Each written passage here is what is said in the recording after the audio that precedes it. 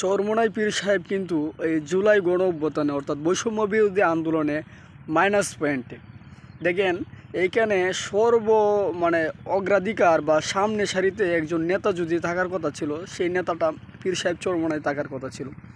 কারণ দেখেন, বৈষম্য বিরোধী ছাত্র আন্দোলনের যখন শুরু হয়, সেই ছাত্র আন্দোলনের সাথে সংহতি প্রকাশ করতে এই পর্যন্ত আপনি দেখাতে পারবেন না যে কোনো রাজনৈতিক দল থেকে রাজনৈতিক ব্যানারে তারা বৈষম্য বিরোধী ছাত্র আন্দোলনের সাথে একত্রতা পোষণ করছে।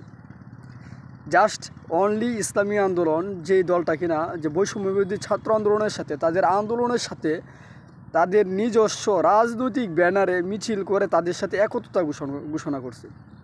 শুধু তাই না, আপনি যদি দেখেন কওমি মাদ্রাসার ছাত্র কিন্তু অনেক আহত নিহত হয়েছে অনেক। তো সেই জায়গা থেকে কিন্তু সর্বপ্রথম চরমোনাইয়ের যে মাদ্রাসা,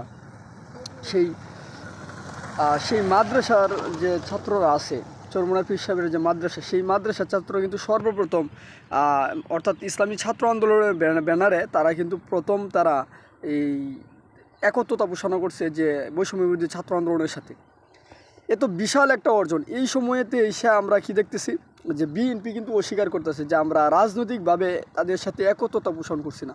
তার মানে কিছু একটা ঘাবলা আছে, মানে সেই সৎ সাহসটা নেই।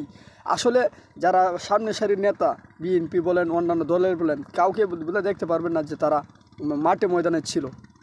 একমাত্র ইসলামী আন্দোলনের নেতা, মূল নেতা পীর সাহেব চরমোনাই এবং নায়েবে আমির সহ মহাসচিব, যুগ্ম মহাসচিব সহ সকল নেতারাই কিন্তু তাদের সাথে একেবারে রাজপথে ছিল।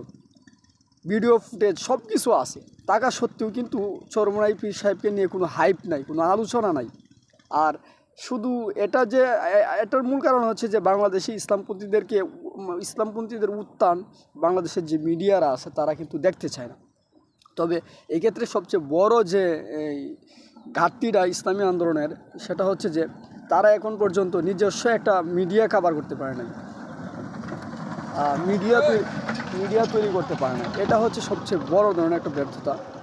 তো যাই হোক, এই ব্যর্থতার জায়গা থেকে আমি মনে করি যে ইসলামী আন্দোলন বাংলাদেশের উচিত তাদের নিজস্ব একটা মিডিয়া প্রস্তুত করা। কারণ হচ্ছে এত বিশাল কিছু একটা, কিন্তু দেখা যাচ্ছে তাদেরকে আজকে মাইনাস করে রাখা হইতেছে, অথচ তাদেরকে সামনে সারিয়ে রাখার কথা ছিল। দেখেন আপনি, দৈনিক পত্রিকাতে একটা রিপোর্ট আসছে, সেখানে সকল ক্রেডিট বামপন্থীদেরকে দেওয়া হয়েছে।